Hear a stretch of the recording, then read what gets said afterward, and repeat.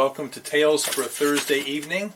Today is the 20th of August, Thursday, 7 o'clock-ish. I'm glad you're here.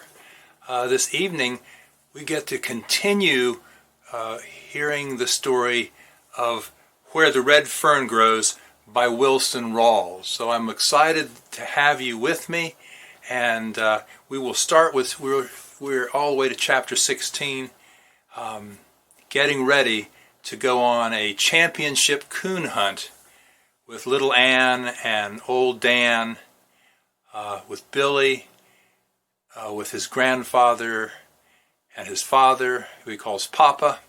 So we'll get started right now and find out what happens in this exciting chapter.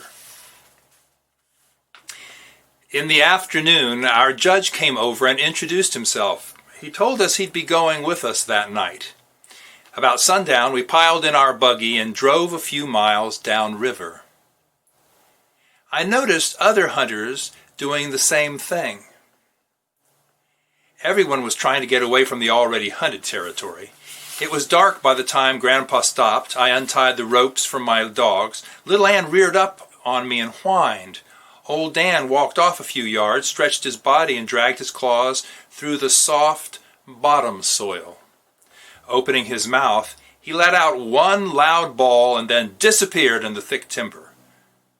Little Ann was right on his heels. We took off after them. Grandpa got nervous. He said to me, "Don't you think you ought to whoop to them?" I told him to wait a little while. There would be plenty of time for whooping.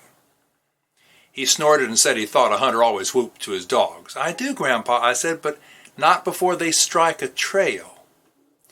We walked on. Every now and then we would stop and listen. I could hear the loud snuffing of old Dan. Once we caught a glimpse of little Ann as she darted across an opening that was bathed in moonlight. She was as silent as a ghost and as quick as a flitting shadow. Papa said, "It sure is a beautiful night for hunting." The judge said, "Oh, you can't beat these Ozark mountain nights for beauty. I don't care where you go." Grandpa started to say something. His voice was drowned out by the bell-like cry of little Ann. In a whisper I said, "Come on, Dan, hurry and help her." As if in answer to my words, his deep voice hammered its way up through the river bottoms. I felt the blood tingling in my veins. That wonderful feeling that only a hunter knows crept over my body. Looking over at Grandpa, I said, "Now you can whoop." Jerking off his hat and throwing back his head, he let out a yell. It wasn't a whoop or a screech. It was about halfway in between. Everybody laughed. The coon was running upriver toward our campground. We turned and followed. I could tell by the dogs' voices that they were running side by side and were hot on the trail. Closing my eyes, I could almost see them running. Bodies stretched to their fullest length, legs pounding up and down, white steam rolling from their hot breath in the frosty night. Grandpa got tangled up in some underbrush and lost his hat and spectacles. It took us a while to find his glasses. Papa said something about getting them wired on with baling wire. Grandpa snorted. The judge laughed. The coon crossed the river and ran on upstream. Soon my dogs were out of hearing distance. I told Papa we had better stay on our side of the river and keep going until we could hear them again. 20 minutes later, we heard them coming back. We stopped. "I think they've crossed back to our side," I said. All at once the voices of my dogs were drowned out by a loud roar. "What in the world was that?" Grandpa said. "I don't know," the judge said. "Reckon it was wind or thunder." About that time, we heard that roar again. The judge started laughing. "I know what it is," he said. "Those hounds have run that coon right back by our camp. The noise we heard was the other hunters whooping to them." Everyone laughed. A few minutes later, I heard my dogs bawling, "Treed!" On reaching the tree, Papa ran his hand back under his coat. He pulled out Grandpa's gun. "That's a funny-looking gun," the judge said. "It's a 410 gauge pistol, isn't it?" "It's the very thing for this kind of work," Papa said. "You couldn't kill a coon with it if you tried, especially if you're using birdshot. All it will do is sting his hide a little." At the crack of the gun, the coon gave a loud squall and jumped. My dogs lost no time in killing him. We skinned the coon, and soon we were on our way again.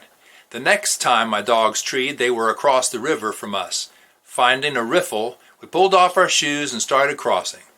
Grandpa very gingerly started picking his way. His tender old feet moved from one smooth rock to another. Everything was fine until we reached midstream, where the current was much swifter. He stepped on a loose, round rock. It rolled, and down he went. As the cold river water touched his body, he let out a yell that could have been heard for miles. He looked so funny, we just couldn't stop laughing. Papa and the judge helped him to his feet, laughing every step of the way. We finally reached the other side. Grandpa kept going in his wet clothes until we reached the tree where the dogs were. After killing the coon, we built a large fire so Grandpa could dry his clothes. He'd get up as close to the fire as he could and turn this way and that way. He looked so funny standing there with his long underwear steaming. I started rolling with laughter. He looked over at me and snapped, "What's so funny?" I said, "Nothing." "Well, then why are you laughing?" he said. At this remark, Papa and the judge laughed until their eyes watered. Mumbling and grumbling, Grandpa said, "If you fellows were as cold as I am, you wouldn't be laughing." We knew we shouldn't be laughing, but we couldn't help ourselves. The judge looked at his watch. "It's after 3 o'clock, he said. "Do you think they'll tree another one?" As if to throw the words back in the judge's face, old Dan opened up. I stood up and whooped, "Woo-wee go! Get him, Dan! Get him! Put him up a little tree!" There was a mad scramble. Grandpa tried to put his britches on backwards. The judge and Papa ran over to help him with his shoes. Each one tried to put a shoe on the wrong foot. I was laughing so hard I could do nothing. 100 yards from the fire, I realized we had forgotten the coonskins. I ran back for them. My dogs had jumped the coon in swampland. He tore out for the river bottoms. I could tell they were close to him by their fast bawling. All at once their baying stopped. We stood still and listened. Old Dan bawled treed a few more times, and then he stopped. Grandpa asked, "What happened?" I told him the coon had probably pulled some kind of a trick. Coming up to my dogs, we saw they were working up and down an old rail fence. We stood and watched. Every now and then old Dan would rear up on a large hackberry tree that was standing about 7 feet from the fence, and he'd bawl treed. As yet, little Ann had not bawled the tree bark. We watched her. She was working everywhere. She climbed up on the rail fence and followed its zigzag course until she disappeared in the darkness. I told Papa I was sure the coon had walked the rail fence and in some way had fooled my dogs. Old Dan would keep coming back to the hackberry tree. He would rear up on it and bawl, "Treed." We walked up to him, looked the tree over. We could see that the coon wasn't in it. The judge said, "It looks like he has them fooled." "Maybe you'd better call them off," Grandpa said. "We can go someplace else and hunt. We've got to get one more coon, even if I have to tree it myself." For some reason, no one laughed at his remark. "It's almost daylight," Papa said. "Yes, that's what has me worried," I said. We don't have time to do any more hunting. If we lose this one, we're beat." Hearing the word beat, Grandpa began to fidget. He asked me, "What do you think happened? How did that coon fool them?" "I don't know for sure," I said. "He walked that rail fence. The hackberry tree has something to do with his trick, but I don't know what." "Son," the judge said, "I wouldn't feel too badly. If I were you, I'd seen some of the best hounds fooled by a smart old coon." Regardless of all the discouraging talk, the love and belief I had in my little red hounds never faltered. I could see them now and then, leaping over old logs, tearing through the underbrush, snuffing and searching for the lost trail. My heart swelled with pride. I whooped, urging them on. In a low voice, the judge said, "I'll say one thing, they don't give up easily." Birds began to chirp all around us. The sky took on a light gray color. Tiny, dim stars were blinking the night away. "It looks like we're beat," Papa said. "It's getting daylight." At that moment, the loud, clear voice of a red-bone hound, bawling treed, rang through the river bottoms.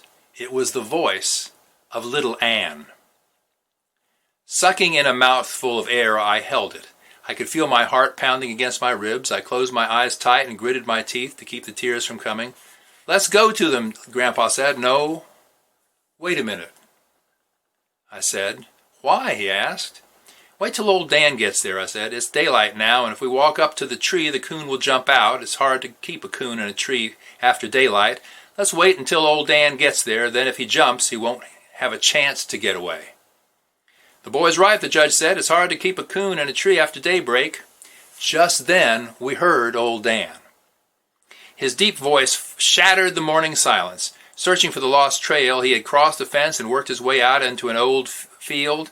Turning around, we saw him coming. He was a red blur in the gray morning shadows. Coming to the rail fence, and without breaking his stride, he raised his body into the air about halfway over, and while still in the air, he bawled. Hitting the ground with a loud grunt, he ran past us, everyone whooping to him.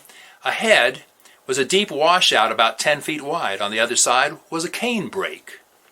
His long red body, stretched to its fullest length, seemed to float in the air as he sailed over it. We could hear the tall stalks rattling as he plowed his way through them. A bunch of sleepy snowbirds rose from the thick cane, flitted over, and settled in a row on the old rail fence. Nearing the tree, we could see it was a tall sycamore, and there high in the top was the coon. Grandpa threw a fit. He hopped around whooping and hollering. He threw his old hat down on the ground and jumped up and down on it. Then he ran over and kissed little Ann right on the top of the head. After we killed and skinned the coon, the judge said, "Let's walk back to that old fence. I think I know how the old fellow pulled this trick." Back at the fence, the judge stood and looked around for a few minutes, smiling, and said, "Yes, that's how he did it." "How?" Grandpa asked. Still smiling, the judge said, "That old coon walked this rail fence. Coming even with the hackberry tree, he leaped up on its side, climbed up. Notice how thick the timber is around here? See that limb way up there on the top, the one that runs over and almost touches the sycamore?" We saw what he meant. The coon walked out on that limb, he said, leaped over, caught the sycamore limb. Repeating this over and over, tree to tree, he worked his way far out into the river bottoms. What I can't figure out is how that hound found him. Gazing at little Ann, he shook his head and said, "I've been hunting coons and judging coon hunts for 40 years, but I've never seen anything like that." He looked at me. "Well, son," he said, "you have tied the leading teams. There's only one more night of eliminations. Even if some of them get more than 3 coons, you will still be in the runoff. From what I've seen here tonight, you have a good chance of winning the cup." I knew that little Ann had scented the coon in the air, the same as she had the ghost coon. I walked over and knelt down by her side. The things I wanted to say to her I couldn't for the knot in my throat. But I'm sure she understood. As we came into the campground, the hunters came out of their tents and gathered around us. The judge held up the 3 big coon hides. There was a roar from the crowd. One man said, "That's the most beautiful sight I've ever seen." "What was a beautiful sight?" Grandpa asked. "Last night those little red hounds brought that coon right through camp." The judge said, "We figured that they did when we heard the noise." Laughing, the man said, "We heard them when they ran up the other side of the river. Way up above here they crossed over. We could tell they were coming back, so we doused all the fires, and sure enough they came right through camp."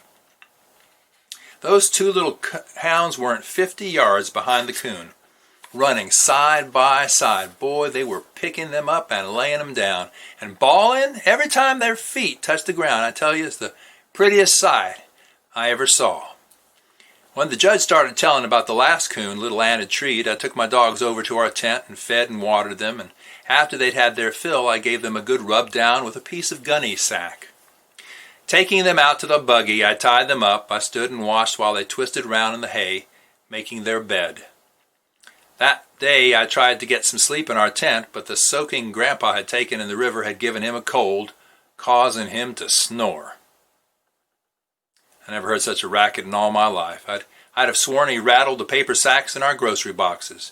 Taking a blanket, I went out to my dogs. Little Ann had wiggled up as close to old Dan as she could, Prying them apart, I lay down between them and fell asleep.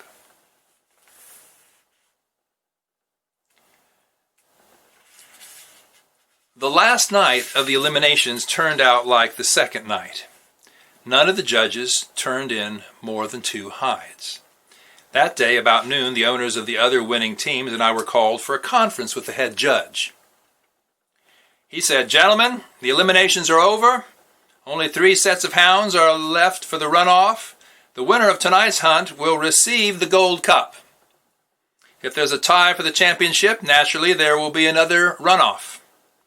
He shook hands with each of us and wished us good luck.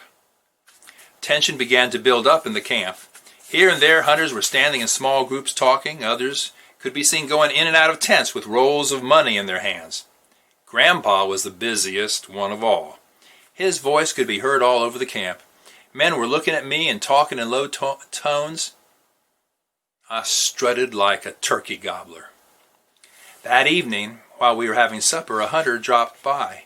He had a small box in his hand. Smiling, he said, "Everyone has agreed that we should have a jackpot for the winner. I've been picked to do the collecting." Grandpa said, "Well, you may as well leave it here now." Looking at me, the hunter said, "Son, I think almost every man in this camp is hoping you'll win it.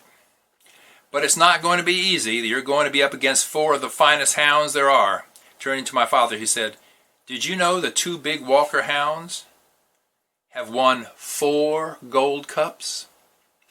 Very seriously, Papa said, "You know, I have 2 mules down at my place. One is almost as big as a barn. The other one isn't much bigger than a jackrabbit. But that little mule can outpull the big one every time."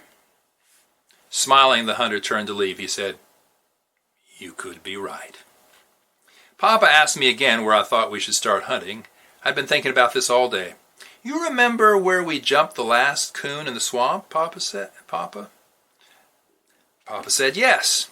Well, the way I figure out where more than one coon lives in that swamp, it's a good place for them as there are lots of crawfish and minnows in those potholes. If a hound jumps one, he has a good chance to tree him." Papa asked why. "It's a long way back to the river and about the same distance to the mountains," he said. "Either way he runs, a dog can get pretty close to him, and so he would have to take to a tree."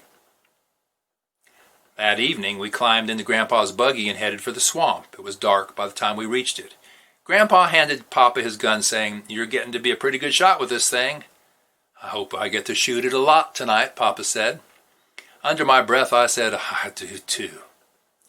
After untying the ropes from my dogs, I held on to their collars for a minute. Pulling them up close, I knelt down and whispered, "This is the last night. I know you'll do your best." They seemed to understand and tugged at their collars. When I turned them loose, they started for the timber. Just as they reached the dark shadows, they stopped, turned around, and stared straight at me for an instant. The judge saw their strange actions. Laying a hand on my shoulder, he asked, "What did they say, son?" I said, "Nothing that anyone could understand, but I can feel that they know this hunt is important. They know it just as well as you or I." It was little Ann who found the trail. Before the echo of her sharp cry had died away, old Dan's deep voice floated out on the swamp. "Well, let's go," Papa said eagerly. "No, let's wait a minute," I said. "Why? Wait?" Grandpa asked. "I'll see which way he's going to run," I said. The coon broke out of the swamp and headed for the river. Listening to my dogs, I could tell they were close to him. I said to Papa, "I don't think he'll ever make it to the river. They're right on his heels now." By the time we had circled the swamp, they were bawling treed. The judge said, "Boy, that was fast." I felt my father's hand on my shoulder. Looking at me, he smiled and nodded his head. Papa and I knew I had judged the coon perfectly. He didn't have time to reach the river or the mountains. My dogs had treed the coon in a tall ash which stood about 50 yards from the river. I knew the 50 yards had saved us a good hour because he could have pulled trick after trick if he'd gotten in the water. We spied the coon in the topmost branches. At the crack of the gun, he ran far out on a limb and jumped. He landed in an old, fallen treetop. He scooted through it. Coming out on the other side, he ran for the river. The tangled mass of limbs slowed my dogs, and they all but tore the treetop apart getting out of it.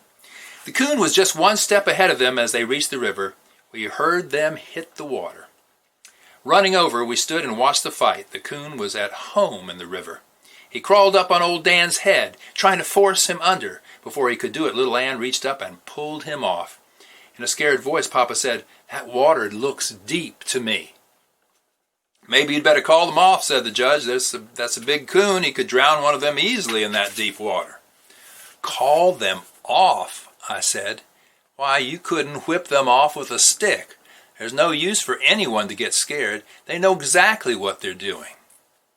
I've seen this more times than one. Grandpa was scared and excited. He was jumping up and down, whooping and hollering. Papa raised the gun to aim. I jumped and grabbed his arm. "Don't do that," I yelled. "You're sure to hit one of my dogs." Round and round in the deep water the fight went on. The coon climbed on old Dan's head and sank his teeth in one of his long, tender ears. Old Dan bawled with pain. Little Ann swam in and caught one of the coon's hind legs in her mouth. She tried hard to pull him off. All three disappeared under the water. I held my breath. The water churned and boiled. All three came to the top about the same time. The coon was between the bank we were standing on and my dogs. He swam toward us. They caught him again just as he reached shore. He fought his way free, ran for a large sycamore. Old Dan caught him just as he started. I knew that was the end of the fight.